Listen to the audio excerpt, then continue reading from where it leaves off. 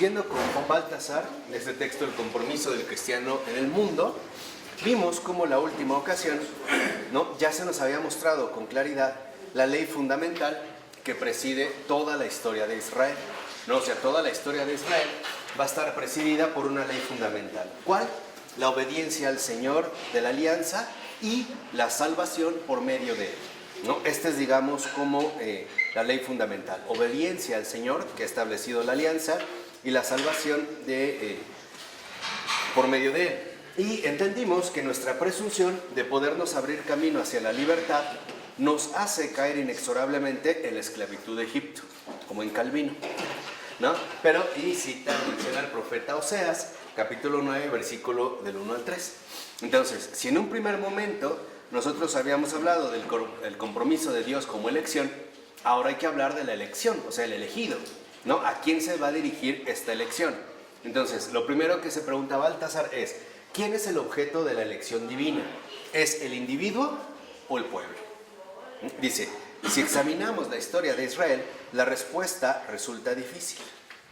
¿Por qué? Porque el propósito fundamental de Dios es justamente la elección del pueblo, ¿no? Lo que elige en este sentido es un pueblo. Dice, en el Sinaí, la alianza es estipulada entre Dios y el pueblo, ¿no? Se dirige al pueblo.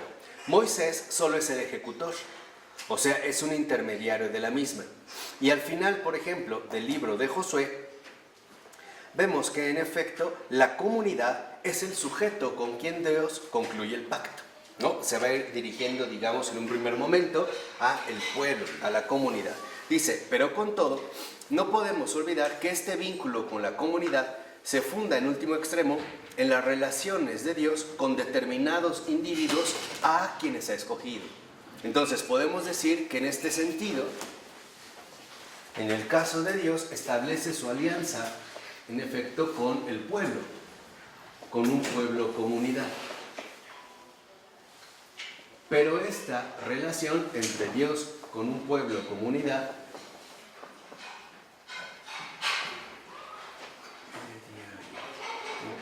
hace presente justamente la aparición fundamental de un intermediario, como en el caso de Moisés o bien de Josué. Nosotros ya sabemos que todo comienza con la relación personal y singular de Abraham con Dios. Pero esta, por ejemplo, ¿no?, relación personal de Abraham con Dios se extiende a todo un pueblo. De hecho, se extiende, digamos, hacia todas las naciones.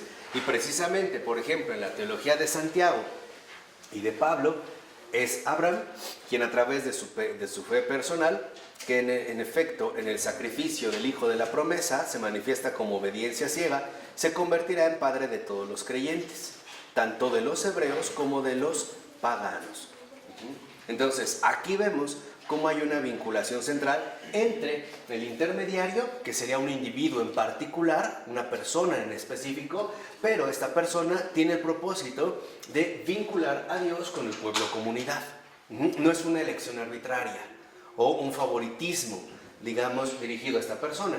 Y a su vez, fíjense, la comunidad, el pueblo comunidad, tiene que atenerse a las indicaciones del intermediario para restablecer la comunicación con Dios. No lo puede hacer, digamos, de manera enteramente arbitraria. Por eso es que, por un lado, el pueblo debe seguir al intermediario para participar de la promesa de Dios. Y el individuo, el intermediario, se tiene que dejar llevar especialmente a donde no quiere. Entonces vemos que en realidad hay una vinculación fundamental de estos tres elementos. Por ejemplo, en todas sus obras y palabras, Moisés representa al pueblo delante de Dios.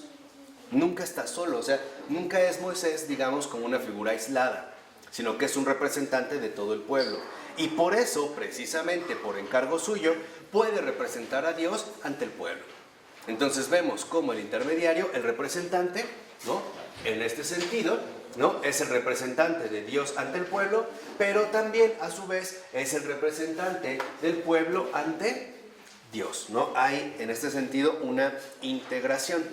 Ahora, digamos, de esta manera, no sabemos todavía si la realidad primera y fundamental es la comunidad o el individuo. Pareciera que no queda tan claro hacia dónde va el énfasis principal. Lo que sí se ve es que, en efecto, la comunidad no es entendida como un mero conjunto de individuos. Eso no. Como si fuera una suma de individuos aislados, sino que más bien el pueblo comunidad es, asumido como un sujeto de elección. No como una suma de individuos, sino como un objeto de elección. En cambio, el individuo elegido, sea patriarca, caudillo del pueblo, juez, rey o profeta, es el interlocutor de Dios y el que concluye el pacto con él, mientras que el pueblo es considerado tan solo en bloque, como un simple apéndice de la persona que lo representa. Entonces, en el Antiguo Testamento, el papel que juega el intermediario, es ser representante del pueblo comunidad ante Dios y al mismo tiempo ser el representante de Dios ante el pueblo comunidad, ¿no? Entonces se van como integrando. Entonces ya lo que podemos ver en este caso es que persona y comunidad son dos aspectos indisociables de una misma realidad. Y esto es lo fundamental que ya va a quedar, como plenamente estipulado en el Nuevo Testamento. ¿Por qué? Porque en efecto, por ejemplo, en el Antiguo Testamento, el pueblo es aún una comunidad étnica cuyas leyes subrayan unas veces el momento personal, otras veces el sacerdocio hereditario, ¿no? En la Antigua Alianza, por ejemplo, en el pueblo de Israel, muchas veces el énfasis cae de este lado y otras veces recae, por ejemplo, aquí. ¿Qué pasa en el Nuevo Testamento? Ya no sucede lo mismo, porque ahora lo que surge justamente aquí es la iglesia.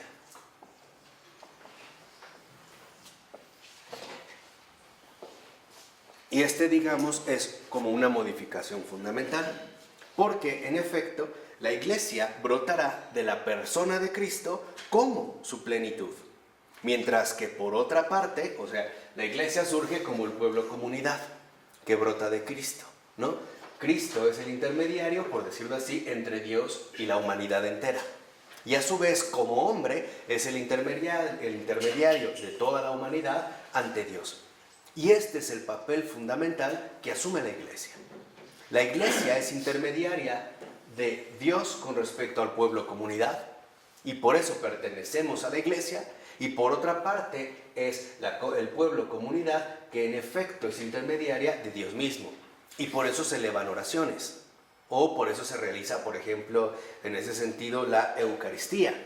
Y también es cierto que Cristo, en cuanto hombre, nace de su madre, la cual a través precisamente de su total disponibilidad y de su fe integral es, como ya sabemos, el prototipo y el punto de apoyo de la iglesia como esposa de Cristo, ¿no? Entonces, lo que vemos es que en efecto aquí aparece una intuición profunda. La iglesia es lo que desde un principio, es decir, desde el Antiguo Testamento, se está ya anunciando. El pueblo comunidad ya no posee precisamente una cierta dimensión geográfica, ¿no? El pueblo, es ahora el que en efecto ya desde los padres de la iglesia llamaban el pueblo de Dios. ¿Quién es el pueblo de Dios? Todo hombre, o sea, la humanidad. Entonces, por eso es que la iglesia tiene una dimensión divina que le da la autoridad de ser representante ante los hombres, pero también tiene una dimensión humana. Y es esta dimensión humana la que en efecto la vincula también como un representante de la humanidad entera ante Dios, que es justamente lo que se empezaba ya a manifestar desde el Antiguo Testamento. Aquí entonces lo que vemos es que ahora se va a describir el encuentro entre el que él elige y el elegido, ¿no? ¿Qué sucede en este sentido? La elección es obra del amor, no de un favoritismo. Es simplemente obra del amor. El amor libre y sublime de Dios, es decir, de su misericordia. Entonces, esto supone que en efecto la elección de Dios solo puede ser correspondida con el mismo amor. Aquí, el vínculo central no es por un deber o una obligación, sino que una correspondencia esencial entre amor por amor. Quiere decir que si, por ejemplo, Dios ha elegido a alguien como su representante y lo ha hecho por amor, la respuesta que en efecto éste debe dirigir a Dios debe de ser una respuesta también por amor.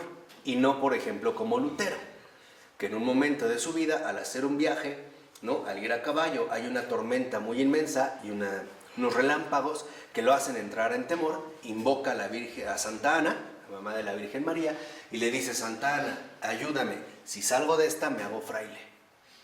Y después el mismo Lutero dirá que, pensándolo bien, se arrepintió del voto, pero ya había dado su palabra. Entonces, esto es importante, porque con Dios las relaciones no son relaciones de obligación, sino que son relaciones de libertad y en libertad. Esa es una enseñanza en primordial. No hay una obligación. Por eso a veces podemos entender por qué una persona puede no corresponder a Dios mismo. Porque en efecto estaría aquí la cuestión de la libertad. Por eso lo que vemos es que en efecto es fundamental tener esto en cuenta cuando hablamos de preceptos y leyes en el Antiguo Testamento. Porque solemos suponer que estos preceptos y leyes eran algo enteramente jurídico, ¿no? Como una especie de leyes que sancionan o que buscan regular el comportamiento de los hombres. Y no, en realidad, tanto estos preceptos como estas leyes se fundan en un poder, no en un deber. ¿Qué poder? ¿De qué poder precisamente se trata? Precisamente del poder del amor, que involucra proximidad e intimidad. Y esto es fundamental. Involucran, vuelvo a repetir, proximidad e intimidad. Y es esta proximidad e intimidad la que en efecto el Señor quiere promover en los hombres y por lo tanto establecer con ellos la ley del amor, o sea, la santidad. Por eso en Levítico capítulo 11 versículo 44 y en capítulo 19 versículo 2, 20, 26 se enfatiza: santificaos y sed santos, porque yo soy santo. Entonces lo que vemos es que en este sentido la proximidad y la intimidad que Dios quiere establecer con el hombre a través precisamente del intermediario no es otra cosa más que esta intimidad profunda en la santidad y ya no en un deber, ¿no? Esta es una de las diferencias que resaltan claramente, por ejemplo, con respecto a un fariseo. Un fariseo o un puritano puede ser moralmente irreprochable, pero eso no garantiza para nada la verdadera cercanía e intimidad que se debe de tener con el Señor. O sea, una, vamos a decirlo así, familiaridad. Por eso, ¿quién es el santo? El santo entonces es el que está cerca, el que precisamente está cerca de Dios. Es el próximo a Dios, el semejante a Dios. Y aquí es cuando entendemos un aspecto central. Nosotros sabemos que fuimos creados ya a imagen y semejanza. La imagen ya la tenemos. Pero ¿qué es, digamos, lo que debemos de tratar de recuperar o de manifestar? La semejanza. Entonces, podemos decir que en este sentido, la semejanza, en cuanto tal, significa proximidad a Dios.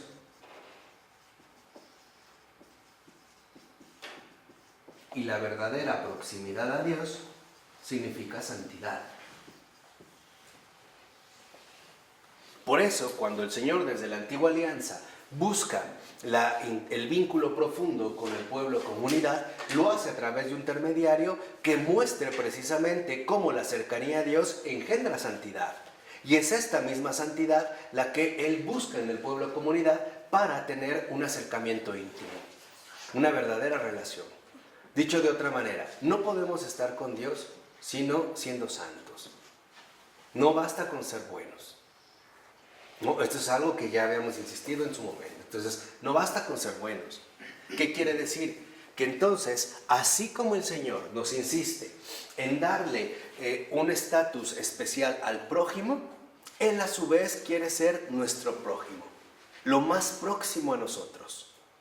Y ciertamente, si lo más próximo a nosotros es Dios, entonces quiere decir que lo más próximo a nosotros debería ser ¿la qué? La santidad. Esta es, digamos, como la alianza que en efecto se va a ir configurando. Entonces, ¿qué pasa con la ley que se dio en el Antiguo Testamento? La ley y después los profetas, bueno, pero en este caso la ley, no es más que el camino que conduce a la santidad. Esa es la ley. Porque para cumplir la ley hay que estar cerca de Dios. Si no, no se puede cumplir. Si no, en realidad, esta ley... Pero no es su rigidez, es su espíritu. Sí, claro. O sea, en esta comunión con Él, en espíritu. O sea, vamos, es tener verdaderamente el corazón con Él, ¿no? En lo más íntimo de nosotros. Por eso es que vemos cómo la ley no solo se dirige a tratar de organizar el aspecto exterior del pueblo, sino que ante todo la ley es algo así como el aprendizaje que el ser humano debe adquirir para acceder a la comunión con Dios. Eso es santidad. Entonces, ¿quién es un santo? Pues el que está en comunión con Dios. Ese es un santo. Por eso el santo es un verdadero intermediario ante el pueblo, y como pueblo es un verdadero intermediario ¿ante qué? Ante Dios. Entonces, si esta dinámica en efecto se va comprendiendo, entonces vemos que en efecto, ¿qué significa la ley? Tomarse en serio el amor. Eso es la ley. No cumplir con ciertos preceptos morales. La ley, la santidad, es tomarse en serio el amor. ¿Y qué significa tomarse en serio el amor? Demostrarlo con hechos. Por eso, cuando vemos, básicamente en los 10 mandamientos, ¿no?, que se conoce usualmente como el Decálogo, podemos decir que la mayoría van dirigidos a nuestra relación con el prójimo. Y en realidad, a nuestra relación con Dios son 3. Los otros 7, o sea, más del doble, tienen que ver con nuestra relación con el prójimo. ¿Por qué? Porque es con el prójimo donde se va a poner al descubierto de qué manera nos estamos tomando en serio al amor, ¿no? Y es lo que Jesús recalca cuando dice, por sus obras los conoceréis, que es lo mismo que decir por su santidad, o bien por su cercanía o proximidad conmigo, o bien por su semejanza, o bien por su cristianismo. Ya, para ponerlo en una sola palabra. Entonces, esta dinámica es muy importante porque en efecto, tomarse en serio al amor significa que nos estamos tomando en serio a Dios. Aquí es donde vemos cómo se abre una comprensión profunda de la santidad. Ya quítense esa idea de que el santo es el que llora y sufre y hace milagros. Eso no solo es un santo, es eso y más. La santidad involucra que uno mantiene una profunda proximidad con respecto a Dios y por lo tanto se va asemejando un poco a Él. Es por poner una imagen. Es como si tuviéramos una fogata de lejos. Mientras más nos acercamos, también nuestro rostro empieza a adquirir ese tono rojizo, ¿no?, que arroja la nieve o la luz. Lo mismo va pasando con Él. Más cercanía, más semejanza. Entonces, al tomarnos en serio al amor, quiere decir que en efecto esto se va a ver reflejado a través de los hechos. Y de hecho los mandamientos son la descripción de estos hechos. No sé si me explico. O sea, cuando por ejemplo en un mandamiento se nos dice no matarás, no es una prohibición jurídica. Cuando se nos dice no matarás, lo que se nos dice es, si te tomas en serio el amor, esto no puede suceder. ¿Sí me explico? No matarás con tu lengua. No, pero vamos, lo que nos está diciendo es, si te tomas en serio el amor, esto no puede suceder. No es una mera prohibición, porque de nada me sirve que yo no mate a alguien físicamente si lo estoy matando interiormente, como a través de mi odio, mi desprecio, etcétera, etcétera, etcétera. Entonces es como decir, si te tomas en serio el amor, Dios es lo primero. Y Dios, comprenderás, tomándote en serio el amor, que Dios está por encima de todo. y que es a lo primero hacia lo cual debes dirigir toda tu mente, todas tus fuerzas, todo tu corazón. ¿Vamos? De tal forma que entonces, en efecto, lo que vemos es que los mandamientos, fíjense, no son más que la gran escuela del amor. Lo que el Señor nos ha dado en el Decálogo es algo así como los grados para ir ascendiendo en la escuela del amor. Esos son los mandamientos. Vuelvo a repetir, no son meras prohibiciones jurídicas o penales, sino que la santidad, en efecto, tiene como pilares o criterios fundamentales de referencia los mandamientos. Porque los mandamientos provienen del amor, entonces son la gran escuela del amor. Por eso vemos como San Juan lo comprende muy bien cuando afirma: quien dice amar a Dios pero no ama a su prójimo, miente. Y esta aseveración es muy fuerte. ¿Por qué? Porque lo que está diciendo San Juan es que el que dice amar a Dios pero no ama a su prójimo, no tiene proximidad con Dios, no tiene semejanza y por lo tanto no está en comunión con la verdad. Miente. Y por eso es, digamos, tajantemente cortado. No hay, digamos, como una especie de justificación ante algo tan patente. Por eso, el mejor criterio de evaluación para nosotros mismos con respecto a nuestro crecimiento en el amor, es decir, a la santidad, es nuestra relación con el prójimo. Ese es el criterio indiscutible. Si guardamos resentimiento hacia un prójimo es porque no hemos estado o no estamos todavía en esta proximidad con Dios. Ahora, no se trata, ojo, porque yo me voy a deshacer de este resentimiento, por ejemplo. No, se trata de que en la proximidad con Dios, Dios en efecto va ganando terreno. No se trata de que yo lo voy a erradicar o a desterrar, como si fuera una costra que me arranco para que sangre. No, se trata que en la proximidad, en efecto, Dios va tomando la primacía. Y entonces se va, por así decirlo, transformando toda mi realidad personal. Esta transformación, ¿en qué se va a reflejar? En hechos. O sea, en habernos tomado, en este caso, en serio, el amor. Y en este sentido, lo que vemos es que, como dice Baltasar, los mandamientos, a su vez, no son otra cosa que posibilidades específicas de ser conducido de la esclavitud a la libertad, que es lo que el Señor también quiere en nosotros. Entonces, esta escuela del amor es también el camino hacia la verdadera libertad. Porque el amor solo se puede vivir libremente. Por eso, si lo ven, hasta todavía cuando se realiza un matrimonio católico, se les pregunta si han venido aquí por propia voluntad. O sea, si han venido aquí libremente. Porque el matrimonio es también una escuela de amor donde uno se toma en serio este recorrido. Es por ello.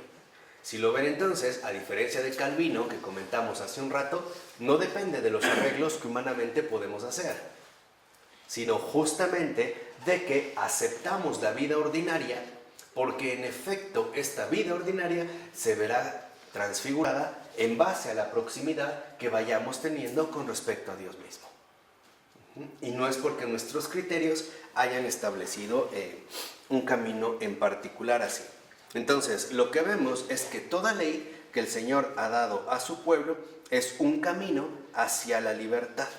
Es salir precisamente de la servidumbre de Egipto. Porque esta servidumbre consiste precisamente en estas leyes infrahumanas que se suelen establecer entre los hombres y recuperar entonces nuestro verdadero ser y seguir precisamente a este Dios que libera. ¿Vamos? Entonces, esto digamos que se está ejemplificando en una persona, en un intermediario, es también la meta final de toda la comunidad. Es la meta precisamente que se busca. Y eso es algo muy cristiano. Por ejemplo, sabemos que los apóstoles fueron 12, pero primero fueron 3 o 2. después otros pocos y otros pocos. Y a partir de los apóstoles, toda la comunidad pueblo, la humanidad entera, tiene que aprender lo que es un apostolado. Nosotros ya sabemos que el apostolado significa envío, el enviado. Entonces, ¿qué quiere decir? Que cada uno de nosotros tiene su propio apostolado. O sea, el apostolado es cumplir con el envío que Dios nos encomienda de manera personal. O sea, realizar en último término nuestra propia misión. Por eso es que debemos entender cómo en esta libertad necesitamos avanzar en todas las dimensiones de nuestra propia vida. Por eso dice Baltasar, sería absolutamente impensable que el hombre se comportara frente a Dios de un modo meramente vertical, o sea, religioso, piadoso, cumplido, conforme a la alianza, pero de un modo horizontal, o sea, puramente ético frente al prójimo, de manera radicalmente diferente, como hacían los fariseos, ¿no? Los fariseos podían establecer muchas oraciones delante de Dios, pero en el contacto directo con el prójimo se veía que había una ruptura, ¿no? Había una distancia inmensa. Por eso el Señor les llamó hipócritas, o bien sepulcros blanqueados, que también es como una noción muy fuerte. Entonces, podemos decir que por eso el conflicto central que Jesús tiene en la tierra es con los fariseos. Porque lo que Jesús pone en evidencia es que la religiosidad del fariseo es absolutamente falsa. Dicho de otra manera, la supuesta religiosidad del fariseo no es o no tiene nada que ver con la escuela del amor que Dios mismo les ha transmitido. O por ponerlo en términos más concretos, lo que Jesús les hace ver a los fariseos es lo siguiente: ustedes dicen amar a Dios, pero hacen lo que se les da la gana. No lo que Dios quiere. Por eso ellos van a ser también tan fuertes con Jesús, porque en último término los está desenmascarando. ¿Por qué? Porque si lo ven, Jesús, por ejemplo, ese oscuro varón de Galilea, ¿no?, como le llama Baltasar, no vino a decir Mahoma es falso o las religiones son falsas. No. Lo que viene a poner al descubierto es el falso o la falsedad que el hombre puede asumir al hablar de su relación con Dios. Este es uno de los puntos medulares. O sea, lo que Jesús en ese sentido nos viene a descubrir es algo muy simple. Una cosa es decir que amamos a Dios y otra cosa es tomarnos en serio al amor que es Dios mismo. Una cosa es hablar del amor y otra cosa es amar. Una cosa es decir que seguimos a Dios y otra cosa es comulgar con Él. Se trata finalmente de dos situaciones completamente diferentes. Por eso lo que vemos es que Jesús lo que va a poner al descubierto es esta grave tentación del ser humano por tratar de ocultar su ausencia de comunión con Dios a través de formas religiosas e incluso, digamos, piadosamente admirables. Por ejemplo, alguien que dijera que reza mucho, hace muchos ayunos o muchas obras benéficas o que ayuda demasiado, pero en realidad no está en comunión con Dios. ¿Qué quiere decir? Que en efecto no está formando parte de esta alianza, ¿no? Y vuelvo a repetir, se ven los hechos concretos, sobre todo en nuestra relación con las demás personas. Por eso lo que vemos es que en efecto, como dice Baltasar, por eso los mandamientos que se refieren directamente a las relaciones con Dios, que implican no solo la adoración a Dios, sino también los preceptos y deberes, se remontan a las tablas de la ley. ¿Por qué? Porque estas relaciones con Dios, o de estas relaciones con Dios, dependen todas nuestras demás relaciones con el prójimo. Entonces, lo que nos muestra en este sentido Dios mismo es algo muy concreto. Si tú dices estar bien con Dios, pero no estás bien con tu prójimo, te estás engañando. Te estás, digamos, equivocando. por mucho que le quieras poner un buen barniz de devoción, o digamos como una buena pátina, ¿no?, de religiosidad.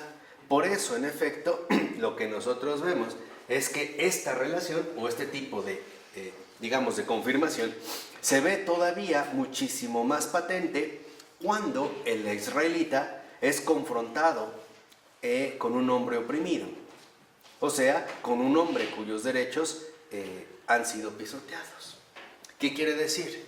Que, en primer lugar, nuestra relación con el prójimo se verá en este sentido, digamos, medida por el tipo de relación que mantenemos con los más oprimidos, los más desdichados, los desechos de este mundo, o por decirlo de otra manera, con los que nadie quiere.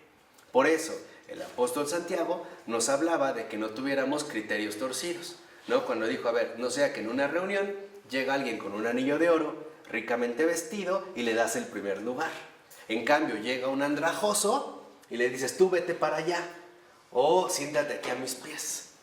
Dice, porque esos no son los criterios de Dios. O sea, el tener favoritismos equivocados, como suele suceder. Por ejemplo, a lo mejor sin llegar tan andrajoso, bastaría con ir a uno de estos restaurantes lujosos de la ciudad, y si alguien llegara, vamos a suponer mi amigo Luis, en un Audi TT, y yo llego en un microbús o caminando, está claro a quién le van a dar la preferencia. Ahí están los criterios torcidos. Entonces, a lo que se nos invita precisamente es a que no olvidemos nuestros propios orígenes. Entonces, ¿cuáles son estos orígenes? Que todos nosotros nos debemos a Dios. Esta es la primera tabla de la ley. Todos nos debemos a Dios, porque todos estábamos oprimidos y pisoteados. Obviamente oprimidos y pisoteados por lo que eran las fuerzas de este mundo, especialmente por el maligno, ¿no? Cuando Jesús está ante Pilato y Pilato dice, aquí está el hombre, en efecto es literal. Así estábamos, habíamos sido coronados para un gran reino. Resulta que la corona se convirtió en corona de espinas que lastima, todos heridos, lastimados, o sea, destruidos. Entonces, esa es la primera tabla de la ley. Entonces, lo que el Señor nos recuerda como un mandamiento es, a ver, no olvides que tú has sido liberado, compórtate como un hombre libre. ¿Qué significa? Tú has sido liberado, compórtate como un hombre libre. O sea, no quieras esclavizar a alguien olvidándote que tú mismo has sido esclavo. O no quieras humillar a otro cuando tú mismo has sido rescatado de este tipo de humillaciones. Entonces, si lo vemos, es que cualquier hombre se debe a Dios. Es la primera tabla. En la segunda, ahora el énfasis se pone de manifiesto en el sentido del deber a sí mismo, en el ámbito social, político, jurídico. Cuando menciona el Señor, también amad vosotros al extranjero, porque extranjeros fuisteis en la tierra de Egipto. ¿Qué quiere decir? Que aunque nosotros hayamos sido convocados a una mejor situación, no podemos olvidar de dónde venimos. Por eso, si lo ven, por ejemplo, cuando inicia la Cuaresma, en el miércoles de ceniza, lo que se nos recuerda es esto, ¿no? Justo lo que se nos recuerda es eso: polvo eres y en polvo ¿qué? Te convertirás. Este es el punto central. Es decir, no olvides de dónde vienes, por mucho que has avanzado. Entonces, lo que dice, por ejemplo, bueno, esto lo menciona en Deuteronomio, ¿no? Capítulo 10, versículo 19, o en Éxodo, capítulo 22, versículo 21. Y aparte vean lo que añade. Dice, si hubiera en medio de ti un necesitado, no endurezcas tu corazón. Ahí hay digamos, como un primer señalamiento. Si tú te encuentras con alguien en necesidad y tu corazón se endurece, por las razones que sean, no estás en comunión con Dios. Porque Dios es compasivo y misericordioso. Como decía el Salmo, ¿no? El Señor es compasivo y ¿qué? Y misericordioso. Entonces, si tú ves a alguien en necesidad, la que sea, y tu corazón se endurece, o pasas por encima, o ves a alguien necesitado y entonces en la dureza de tu corazón dices que ¿por qué le vas a estar dando tú que se ponga a trabajar o cosas por el estilo? Es porque no estás en comunión con el Señor. No estás literalmente en la auténtica escuela que del amor, ¿no? Y dice incluso, si uno de tus hermanos, hebreo o hebrea, se te vende, te servirá 6 años, pero al 7º lo despedirás libre de tu casa. ¿Qué quiere decir? Que aunque alguien esté a tu servicio, en algún momento tú lo vas a devolver a la ¿qué? A la libertad. Por eso, en el ámbito socio-jurídico, para que vean cómo lo mejor de esta cultura es cristiana, y eso nunca hay que olvidarlo, se hablaba de la jubilación. La jubilación es este precepto. Ok, estuviste al servicio de alguien tantos años, bueno, ojalá nada más fueran 6 y ya nos jubilaran. Vamos a ser una verdadera maravilla, por mí feliz. Pero no es así, pero el punto es el central. Estuviste en servicio, pero al final que te devuelvan a tu ¿qué? A tu libertad. Por eso se llamaba jubilación, porque se derivaba de la palabra júbilo. Es decir, no el hecho de que ya no voy a trabajar, como hoy lo pensamos, sino que puedo disfrutar de nuevo mi libertad, porque eso es lo que Dios quiere de mí, ¿no? Después le dice, al 7º lo despedirás libre de tu casa. Y al despedirle, fíjense, y al despedirlo libre ya de tu casa, no lo vas a mandar vacío, sino que le darás algo de tu ganado, de tu campo y de tu cosecha. O sea, no solo lo vas a dejar ir libre, sino que no vas a dejar que se vaya desamparado. Y aquí hay uno de los aspectos centrales. ¿Qué es aquello a lo que Dios más le disgusta? Que no amparemos al desamparado. Porque este es como un indicio claro de esta auténtica libertad. Nuestro verdadero, en este sentido, ser libre, ¿no? Y le vuelve a recordar en Deuteronomio 15, versículos 7 y 12 siguientes. Acuérdate que esclavo tú fuiste en la tierra de Egipto y de que el Señor tu Dios te liberó. Entonces, cuando el Señor nos dice, ama a tu prójimo como a ti mismo, lo que significa es, ama a tu prójimo como Dios te ha mostrado que te ama a ti. ¿Cómo es que te ha mostrado Dios que te ama? ¿De dónde te sacó? ¿Qué es lo que buscó de ti? Hacerte ¿qué? Libre. Hijo. Por eso, precisamente, volviendo a la jubilación, no solo dependía de que ya te ibas de este servicio, que podía durar años, sino que aparte ibas a recibir precisamente una pensión. ¿Una pensión de qué? De por vida. Cosa que hoy injustamente está desapareciendo, o ya desapareció, con la nueva reforma a la ley del trabajo. Ya no hay jubilaciones. Ahora la tirada es muy concreta. Tú trabajas, tú ahorras. Estás desamparado. Esos son los nuevos lineamientos de esta reforma a la ley del trabajo, ¿no? La ley federal del trabajo, que como hemos visto entonces es de fondo profundamente anticristiana, porque es esclavitud y aparte de la esclavitud, desamparo. Por eso ahora es, tú te enfermas, tú lo resuelves. Tú tienes un accidente, tú lo resuelves. ¿Qué quiere decir? Que uno de los más dolorosos rasgos de nuestra cultura es el desamparo continuo en el cual vivimos, que va en contra precisamente de lo que el Señor en efecto nos ha pedido, ¿no? Entonces, lo que vemos es que en pocas palabras, nuestra ética, es decir, nuestra serie de relaciones con los demás hombres, brota necesariamente del fundamento religioso. Pues ya, en efecto, desde el Antiguo Testamento, esta relación no depende solo de mi relación o de mi actitud hacia Dios, sino del comportamiento que Dios ha tenido conmigo. Y entonces, lo que yo puedo darme cuenta es que si yo realmente asumo la libertad a la que el Señor me quiere dirigir, he encontrado un verdadero fundamento para todas mis relaciones con el mundo y con las personas.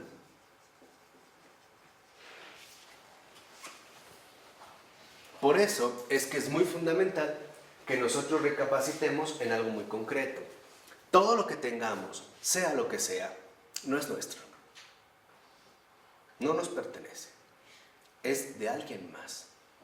Tarde o temprano. Es como alguien que en efecto le han dado a cuidar, digamos, un cierto tesoro, un cierto objeto, con el fin de que una vez que lo pueda recuperar, a su vez se lo haga llegar a alguien que, a alguien más.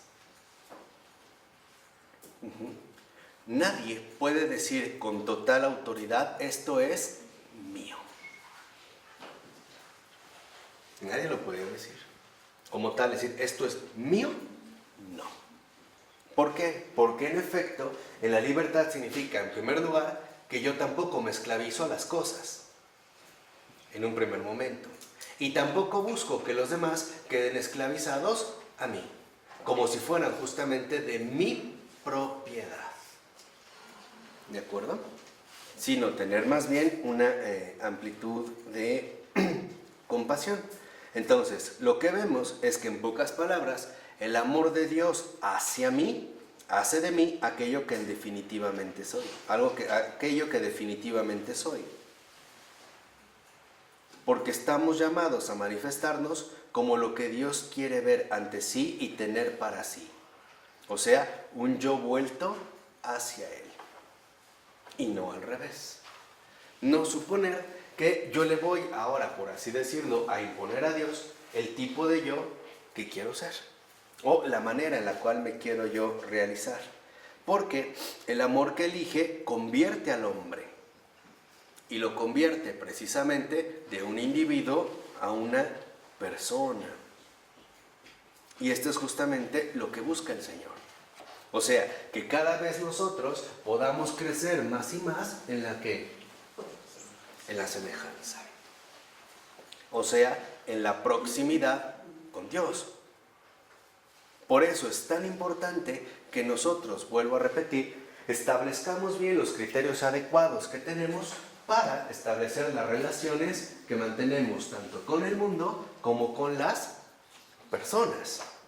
Por ello, si lo ven, cuando los hijos, como decía ya en Génesis, ¿no?, se unirá a su marido y serán una sola carne y dejarán a sus padres, es para que los padres no den por hecho que los hijos son ¿qué? Suyos. Porque no son suyos. No son suyos. No le pertenecen. Le pertenecen a Dios. Entonces, toda labor de toda persona en el mundo es muy sencilla. Llevar a todas las cosas y a todas las personas a su verdadero dueño y Señor. Porque Señor solo hay que uno, el Señor de todas las cosas. Estas eran las principales enseñanzas que el Señor ya le estaba transmitiendo precisamente al pueblo de Israel. Por eso dice Baltasar, yo no puedo comportarme con ningún hombre, ni siquiera con el extranjero, de un modo distinto a cómo Dios se ha comportado conmigo. Así sea un extranjero o alguien totalmente desconocido o desagradable para mí, no puedo comportarme de un modo distinto a cómo Él se ha comportado ¿qué? Conmigo. Ejemplo, ¿te enojas porque alguien cometió un error? ¿Cuántos errores tú has cometido? ¿Y cómo se te ha tratado?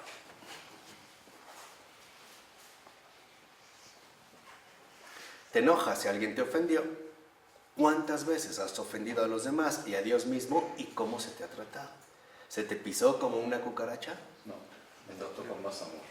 Entonces, aquí es donde, por eso les decía, lo que el Señor nos dice es, has sido liberado, compórtate como un hombre libre, tomarse en serio el amor. Porque la dignidad profunda de una persona es su libertad para amar entera y absolutamente. Entonces podemos decir, ¿para qué nos creó el Señor libres? ¿Para hacer estupideces? No, nos creó libres para crecer siempre en el amor. Esta es la base, este es el verdadero sentido de la libertad. Por eso les decía que debemos de recordar que nuestro fundamento, que es la libertad, al establecer nuestras relaciones con el mundo y las personas, debe de ser que estos jamás pierdan su propia ¿qué? Dignidad.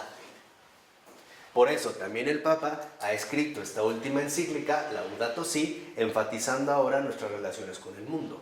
Y que no podemos degradar, por ejemplo, nuestra casa en común como se nos venga en gana. Sobre todo por intereses mezquinos. Y que irían en contra de la propia escuela del amor. O sea, de la propia escuela de la libertad, ¿no?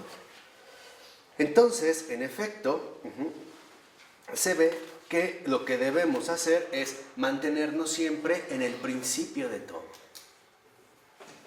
Y San Juan nos lo dijo, en el principio era la palabra.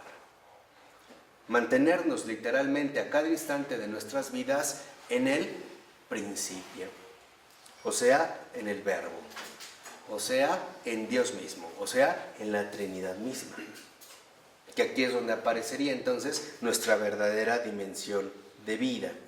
Por ello, ahora lo que vemos, en efecto, es que en el Antiguo Testamento ya veíamos la imagen del Dios que elige y del hombre elegido por él, y se pone de manifiesto el encuentro como gracia, disponibilidad, amor e intercambio.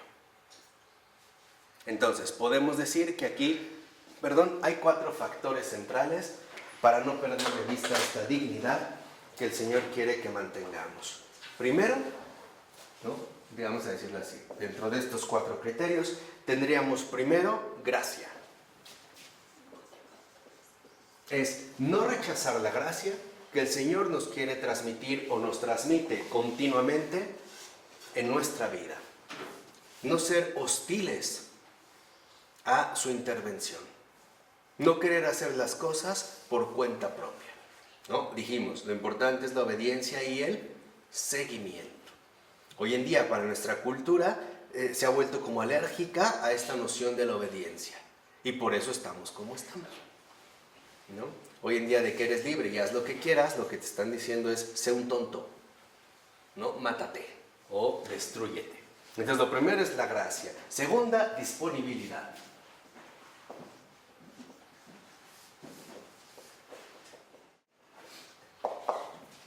¿Disponibilidad para qué? Para que este fundamento se vea más bien reforzado en nosotros siempre y no limitado a veces por nuestras propias estrecheces. Tercera, se nos invita también compromiso.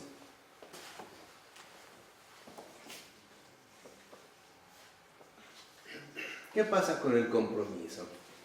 Mi compromiso es a no dejarme desviar ni a derecha ni a izquierda, sino mantenerme en el principio, en el centro, en el origen vivo de todas las cosas. Volvemos a decir, ni a derecha ni a izquierda. Y por último, además del compromiso, también involucra intercambio, es decir, enriquecimiento. ¿No transmitir a Dios? Si yo soy un auténtico receptor de la gracia y por lo tanto poseo disponibilidad ininterrumpida y asumo el compromiso que me toca, lo que viene es la santificación de los demás y del mundo entero. Por eso es que el auténtico cristiano se convierte en un sacramento vivo. Se transforma en un verdadero sacramental. Volvemos a ver siempre cómo la intención de Dios es total. No solo se va a dirigir a uno, o a unos, o a algunos, sino que literalmente se va a dirigir a todos, como el sol. Por ejemplo, el sol proyecta sus rayos sobre todo ser vivo. No solamente escoge a los más fuertes, ¿no? Como la teoría de la selección natural, que parece que son los favorecidos del proceso evolutivo. No, escoge a los grandes, a los pequeños, a los que pueden ser benéficos o hasta perjudiciales, o sea, finalmente a todos. Esto es lo católico. Eso es lo católico. Esa es la universalidad de lo católico. Entonces, vemos que esta dignidad, gracia, disponibilidad, compromiso e intercambio se llama catolicismo.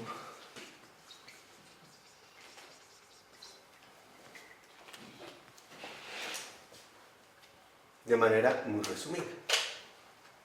Y no es algo que hemos definido por nosotros mismos.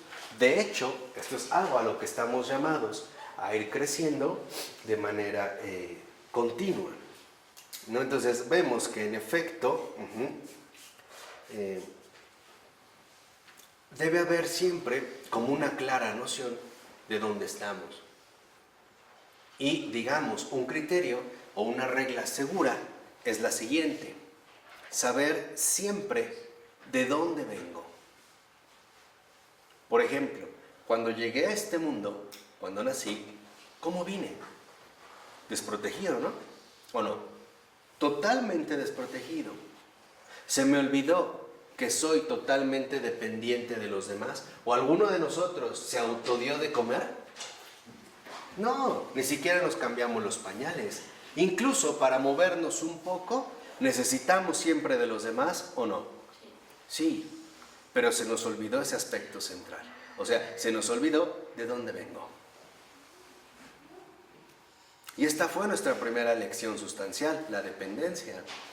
Nos dieron de comer, nos vistieron, nos bañaron, nos cambiaron, nos atendieron, nos corrigieron, nos enseñaron a hablar. O sea, prácticamente todo lo que en este momento poseemos, material e inmaterial, lo hemos recibido. Todo. Si todo lo hemos recibido, significa entonces que ahora ese mismo todo debe de ser regresado, pero enriquecido. ¿Se acuerdan de los talentos? Del punto de continuidad. ¿Se acuerdan la parábola en este caso de los talentos? Si a uno le dieron 5, va a regresar ¿qué? 10. ¿Por qué? ¿Con qué los va a enriquecer? ¿Con qué los va a multiplicar? Con su personalidad. Con los dones que Dios le ha dado para enriquecer aquello que recibió. Ahí está el enriquecimiento. Entonces, catolicismo es también enriquecimiento.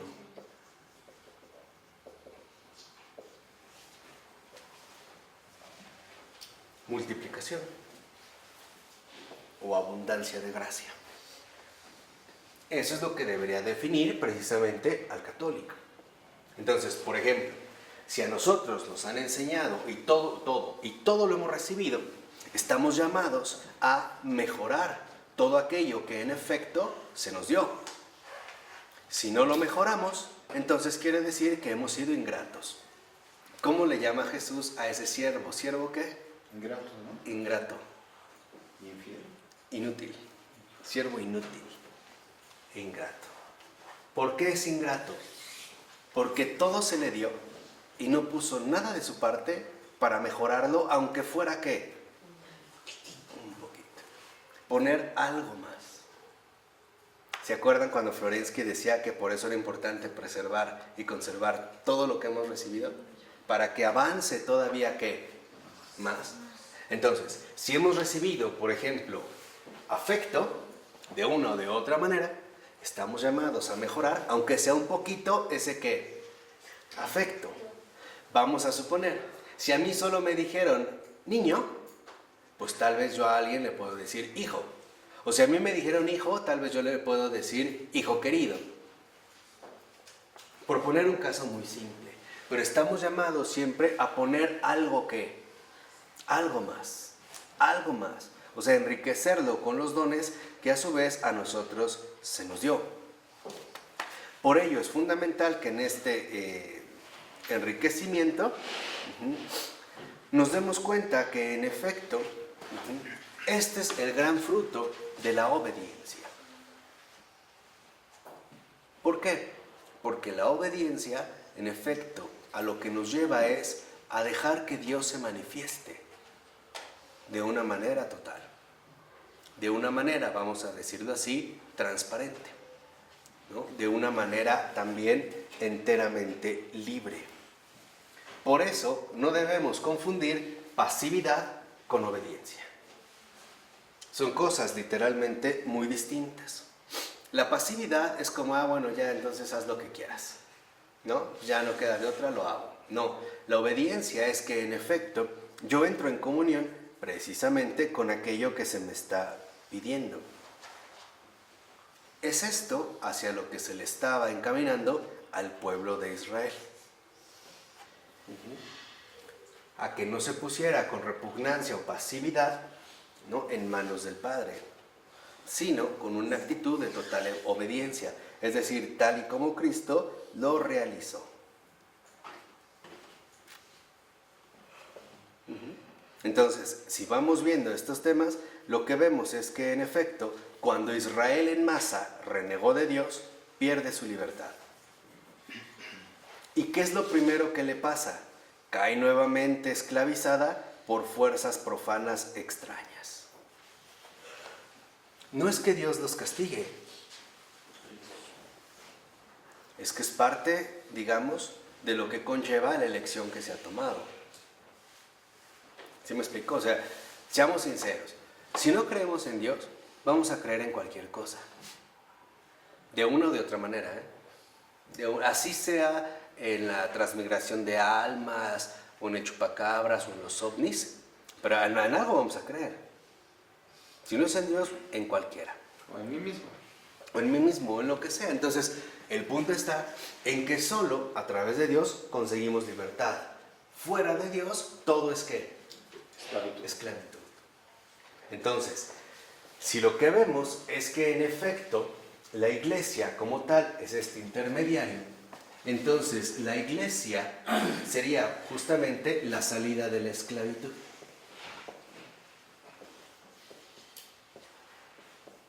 O sea, en este sentido, la tierra prometida.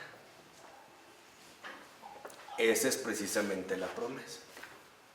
La tierra prometida hacia la que el Señor, en efecto, ¿El cielo? nos quiere dirigir. ¿Sí? El cielo, ¿no? Sí. O sea, al cielo. Esta Salvación. proximidad a Dios. Salvación, santidad, semejanza, como lo que quieran. Por eso la propia palabra iglesia, que viene del griego eclesia, significa la asamblea de los que han sido convocados o reunidos. O sea, todos los hombres. Por eso vemos cómo el Señor les dice a sus apóstoles que vayan y prediquen el Evangelio a todas las naciones y hasta los confines del mundo. No va a haber límites, sino que ahora literalmente esta indicación se dirige a todos. ¿No? Entonces lo que vemos es que el compromiso definitivo de Dios con Jesús involucra ya la liberación definitiva, por ejemplo, de la que habla San Juan en el capítulo 8, versículo 22, y Pablo en Gálatas, capítulo 5, versículo 1. Por ejemplo, ¿liberación de qué? Liberación no solo de las fuerzas políticas, sino también de todas las potencias cósmicas, del yugo del pecado, del alejamiento de Dios, de la vanidad del mundo, de la vaciedad y finalmente de la muerte. De todo eso, lo vuelvo a repetir, no solo de las fuerzas políticas, que son subyugantes, sino de todas las potencias cósmicas, o sea, supersticiones, el yugo que impone el pecado, el alejamiento que nos lleva de Dios, que conlleva un tremendo desamparo y orfandad, la vanidad de este mundo que tanto nos atrapa, la vaciedad en la que nos vemos también continuamente relacionados, y de la muerte. Dice, todos estos poderes han sido neutralizados, puestos fuera de combate, o sea, destruidos. ¿Qué quiere decir? Que entonces tal parece que el primer ímpetu del Señor es que realmente seamos libres. Pero ¿cómo nos cuesta renunciar a la esclavitud? Acuérdense del pueblo de Israel. Ya es libre y se empieza a quejar de la vida que lleva y quiere volver a la esclavitud. Al menos ahí había ollas con carne, cebollas y ajos. Había panes, ¿no? Teníamos que comer. Éramos esclavos, pero la pasaba bien, ¿no? Es como una persona que estuviera acostumbrada a la corrupción y a los fraudes. De repente tuviera una conversión y empezara a decir, híjole, pero es que bueno, al menos antes pues ganaba bien, ¿no? Tenía mis cositas, viajaba, me iba a comer allá, acá, tenía viajes. No que ahora nada, ¿no? Ahí están otra vez como olfateando, extrañando las cebollas, ¿no? Los panes que ahí había, ¿no? Los panes que daban, las ollas de carne. Porque aquí es donde entonces vemos como un signo claro de aquello que nos esclaviza. La esclavitud se va a presentar siempre bajo formas muy apetecibles para nosotros. Aquí es donde entonces vemos otra cuestión. ¿Qué hay detrás de esta esclavitud? Que para que nos acerquemos tiene que ser apetecible. Es como un anzuelo, ¿no? Hasta hay anzuelos especiales de plástico para atraer a ciertos peces. ¿Qué hay entonces detrás de la esclavitud? El pecado. Entonces podemos decir que la salida de la esclavitud es justamente la salida del pecado.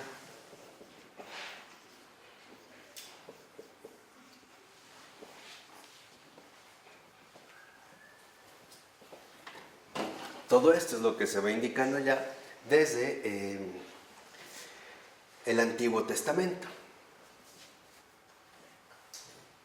Por ello es que para que esto sea posible, no bastaba con que fueran vencidos desde afuera o desde arriba, sino desde el interior. ¿Cómo se logró? A través precisamente de la obediencia de Jesús, de una obediencia que incluso lo lleva hasta la muerte. Entonces podemos decir, ¿cómo realmente podemos vencer al pecado? Obedeciendo hasta la muerte. ¿Cuál es el arma fulminante para el pecado? La obediencia. Sin obediencia, lo único que nos espera es esclavitud. ¿Por qué creen, ahora podemos entender más cosas, que a los religiosos es tan importante el voto de obediencia? No es porque sea una imposición, es porque a través del ejercicio de la obediencia, en efecto, uno sale de la esclavitud, uno se marcha de Egipto y puede empezar a disfrutar y gozar de la libertad que el Señor quiere para sus propios hijos. O sea, la libertad de los hijos de Israel, del pueblo comunidad de Dios, del pueblo de Dios. Ahora entendemos cómo no es idolatría o papismo, como decía Lutero, lo que mencionaba San Ignacio de Loyola. Por eso San Ignacio decía, si nosotros vemos que algo es negro y el Papa dice que es blanco, aunque lo veamos negro, es blanco. Es por eso. Es asumir una obediencia hasta la muerte. Hasta la muerte, por ejemplo, de mi propio yo. Y en el caso de Jesús, al igual que Jonás, desciende a los abismos, fíjense, para no dejar al hombre ninguna experiencia que él pudiese atribuirse en exclusiva. Para no dejarle al hombre nada de lo cual él pudiera, digamos, atribuirse algo en exclusiva y que esto precisamente lo alejase de ¿qué? De Dios. Es como cerrarle todos los caminos. No empiezo. ¿Sí? O sea, lo mismo que Jonás va a descender a las profundidades para que no le quede al hombre ninguna experiencia que él pueda atribuirse de manera exclusiva. Como decir, claro, es que al menos esta posibilidad es exclusivamente ¿qué? Mía. Y por lo tanto, por ahí me alejo. No. También, dicho sea de paso, ya con esto terminamos, por eso es que en efecto, también la encarnación de Jesús fue una estocada mortal para el espíritu maligno. Porque el diablo se enorgullecía de ser un espíritu y ser puro espíritu. Pero en el momento en el que el verdadero espíritu se hace carne, no tiene ya nada de qué presumir. No tiene esta realidad encarnada, esta carne viva, o vamos a decirlo así, esta plena ¿qué? Materia. Entonces con eso lo destruena.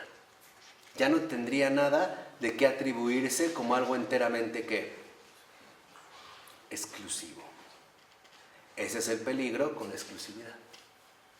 Por eso Jesús, por decirlo así, tampoco permite que le quede como una línea abierta al hombre a través de la cual se pudiera ¿qué? Alejar.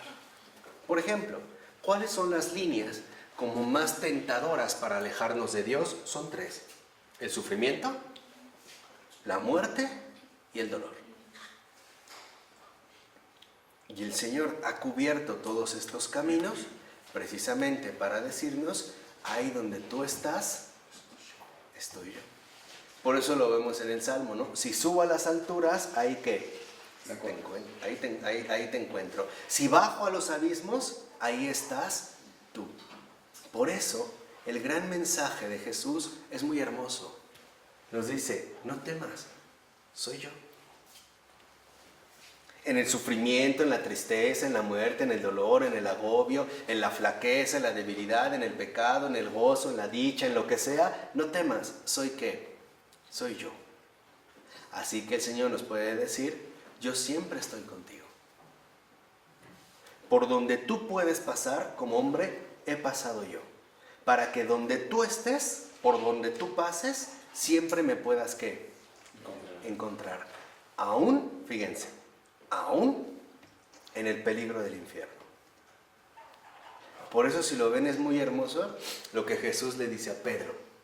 Cuando están en la última cena, ¿no? Y él les dice que va a morir y que va a sufrir mucho. Pedro le dice, no, yo te sigo. Y Jesús dice, a donde yo voy, ustedes no pueden ir. ¿Se acuerdan? Y seguirás más tarde. Ya después irás, ¿no? Pero en ese momento dice, a donde yo voy, no pueden ir. Esa es una súplica, ¿eh? Porque ¿a dónde va Jesús? ¿A dónde va? Al infierno. Jesús lo que está diciendo es una oración súplica. A donde yo voy, a donde voy a descender, ustedes no pueden ir. Es como una súplica, como decir, mira, lo que yo voy a vivir, tú no lo puedes vivir. No quiero que lo vivas, porque tú no fuiste hecho para eso. El infierno fue creado para Satanás y sus cómplices, ¿no? Su club. Pues sí, ¿no? Su club. Ya, para no darle más para su club, pero no para nosotros. El infierno no es para nosotros. Por eso cuando Jesús dice, a donde yo voy ustedes no pueden ir, no tienen idea cómo se conmovió su corazón, elevándolo al Padre. Es como decir que es tal el amor de Dios que por los caminos que puede atravesar una vida humana, Él los recorrió a todos. Y el más grave de todos, que era la condenación, lo bloqueó con su presencia. Como decir, a donde voy, ustedes que no pueden ir, no pueden ir, porque ustedes están llamados a la libertad, están llamados a la comunión conmigo, porque ahí es donde los quiero, conmigo, junto a mí, en mis entrañas y en mis brazos. Por eso Jesús nos lleva a todos nosotros eternamente unidos a Él. ¿Dónde? En sus llagas. Esas no se quitan. Por eso si vemos, Jesús siempre que aparece, siempre aparece con las ¿qué? Con las llagas. Y nos dice, aquí estás tú, en mí.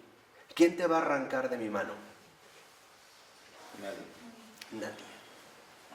Por eso nos vuelve a repetir, a donde yo fui, tú no puedes ¿qué? Ir. Por eso en la liturgia decimos sursum corda, o sea, levantemos el corazón, no lo tiremos. Porque el maligno lo único que quiere es pisotear nuestra dignidad para que perdamos la libertad y seamos humillados ante Dios por Él, pisoteados. Es como alguien que agrede al hijo porque sabe que eso le duele más al padre, ¿no? Como hoy utilizan las tácticas nefastas de los secuestros, ¿no? Te dan por la parte más débil. Eso tiene algo de diabólico, ciertamente. Pero entonces lo central aquí es que entendamos lo que el Señor quiere de nosotros. Y lo que quiere es que estemos con Él.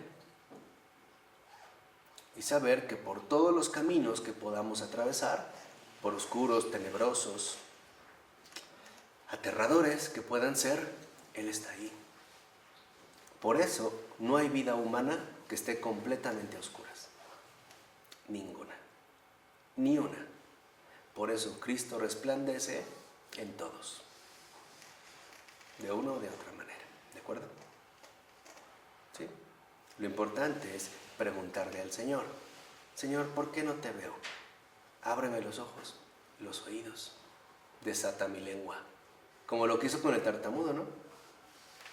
Le mete los oídos, voltea. El Señor ya no dijo nada, suspiró. ¿Recuerdan? Y dio un suspiro.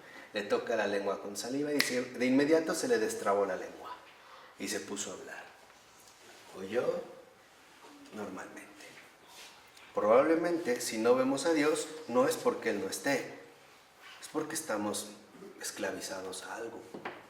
Decirle, Señor, te quiero ver, para que nuestro corazón se llene de alegría. ¿De acuerdo? ¿Y qué pasa con la gente que está mal en su cabeza? ¿Cómo por qué? Cuando hay gente que está en manicomios, ese tipo de personas que no están conscientes, ¿qué pasa con ellos? Con su espíritu. Pues precisamente está en manos del Señor. Otra vez, porque no depende solamente de la cuestión humana. La decisión, vamos a decirlo así, no le ha sido dejado enteramente al hombre, porque si no el hombre se pierde. No, o sea, incluso con ellos, precisamente en esta pérdida de control, es una especie como de penitencia involuntaria, ¿no?